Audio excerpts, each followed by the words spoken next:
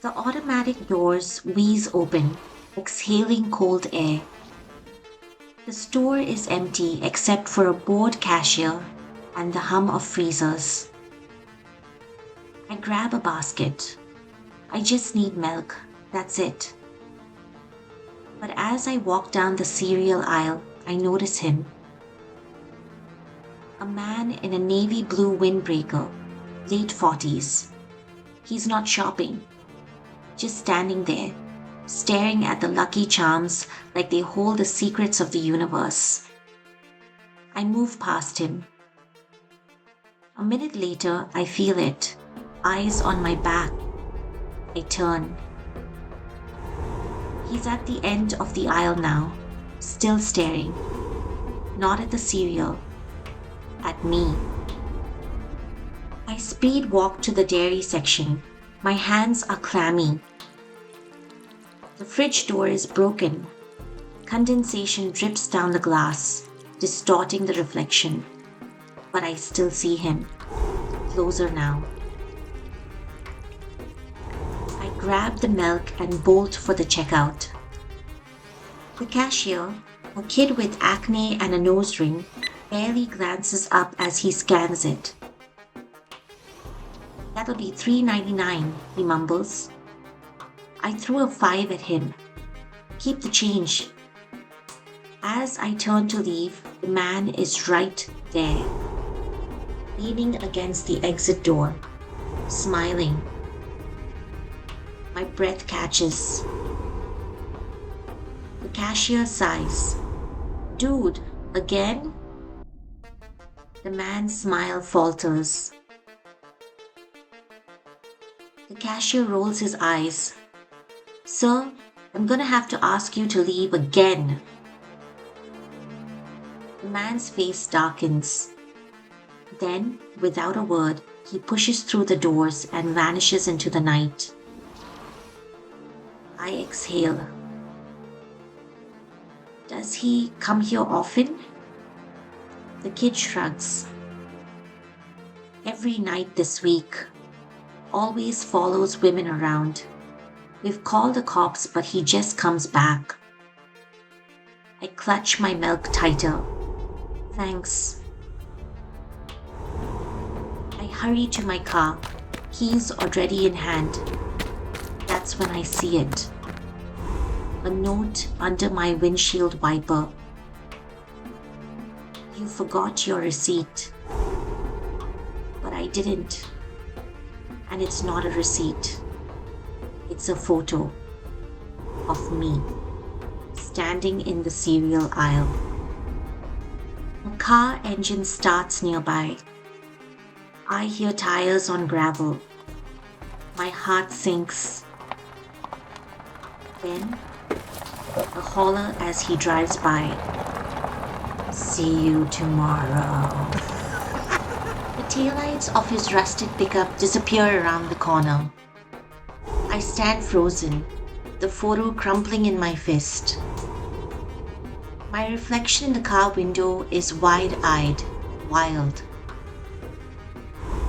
"You're okay," I tell myself. He's gone. But the parking lot feels too quiet.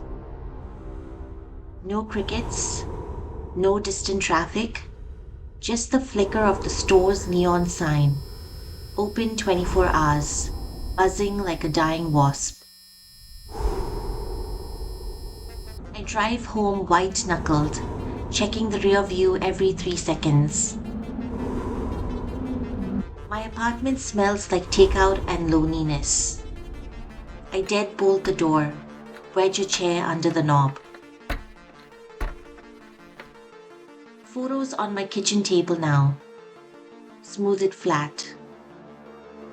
Grainy, like it was taken from the security cameras. But there's something else in that picture. A smudge of red on the cereal box behind me. At first, I think it's Lucky Charms marshmallow dye. Then I realize it's a handprint. Small, child-sized. I call the police. The officer takes notes with the enthusiasm of someone filing taxes. "We'll check the store's camera," he says. "In the meantime, vary your routines." I don't tell him I've already scrubbed my social media, that I drove to a different pharmacy 3 towns over to buy pepper spray. Night falls. I need cat food. Not the same store, I think. Never again. Mr. Whiskers is yowling, and the 24-hour PetSmart is 20 miles away. The grocery store glows like a beacon. "Just 5 minutes," I whisper, parking beneath the streetlight. The automatic doors stick halfway, groaning. The cashier tonight is an older woman with a crossword book. No sign of Windbreaker Man. I grab the cat food. Check every aisle. Nothing.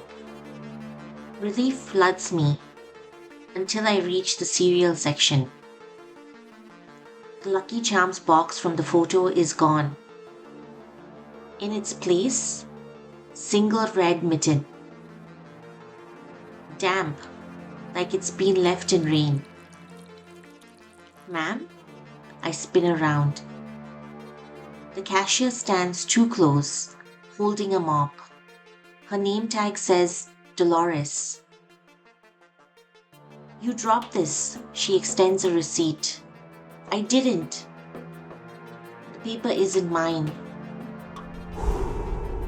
Handwritten in block letters. "Your milk expired." Blood drains from my face. Dolores tilts her head. "You all right, hun?" I run. My car's where I left it. But as I fumble with the keys, I notice the passenger window, slightly open. I never leave windows open. Inside, the smell hits first. Mildew and root beer.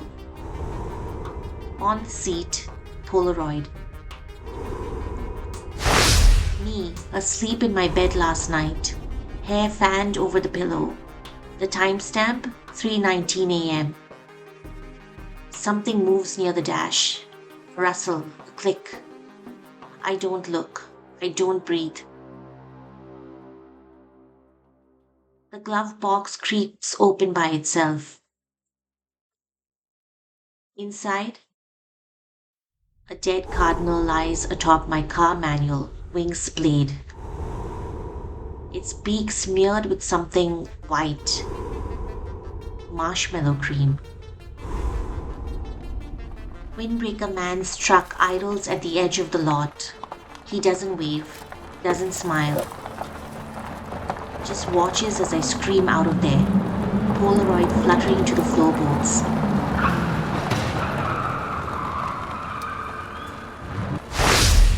Cops find nothing. No fingerprints, no footage. Cameras were glitchy that night, the store manager says. Dolores denies handing me any note. I buy cameras for my apartment, change my locks, sleep with the lights on. At 2 a.m. my phone dings. Her ex notification. @Blue Raincoat 42 followed you. Profile picture? A blurry shot of my apartment building. Bio. I collect things. Baseball cards, bottle caps, scared little sounds people make when they realize. The first DM pops up as I'm reading. Knock knock. Something thumps in the hallway. My Ring camera app pings. Live feed shows my welcome mat and a Lucky Charms box oozing red syrup. The second DM arrives. You shouldn't have involved the cops. Now I have to start over. The third message is a video attachment. It's the dairy aisle, the broken fridge, my warped reflection. And behind me, barely visible in the fog glass, small figure in a raincoat, a red raincoat, holding Windbreaker Man's hand. They're outside. I know it. I call the cops. They arrive, do a check of the premises, and say nothing looks out of the ordinary. The patrol car's taillights vanish around the corner. My pulse thrums in my ears, synchronized to the ticking clock on the wall.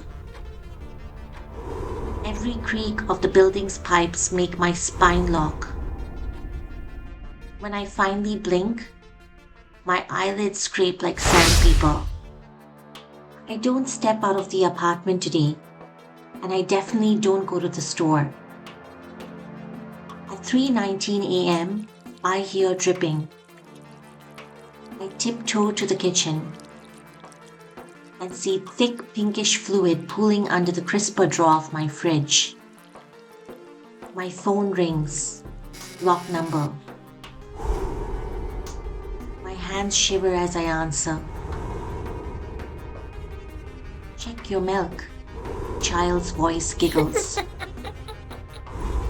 The carton bulges like a week-old corpse. Warmth radiates through the cardboard.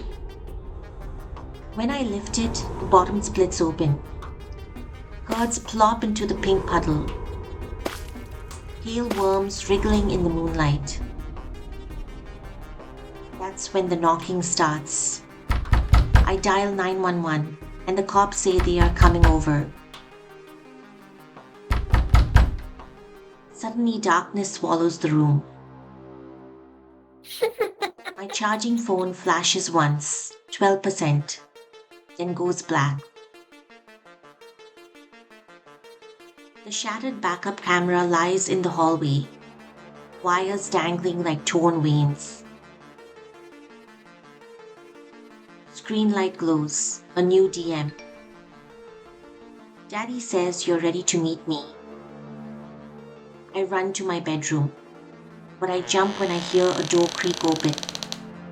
It's coming from my closet. The closet door groans. Something sways in the stale air. The sleeves of his windbreaker brushing against my winter scarves. A red mitten dangling from the pocket, still dripping. Another message glows on my phone. Say goodnight, Mommy. Something small, cold, and sticky closes around my wrist.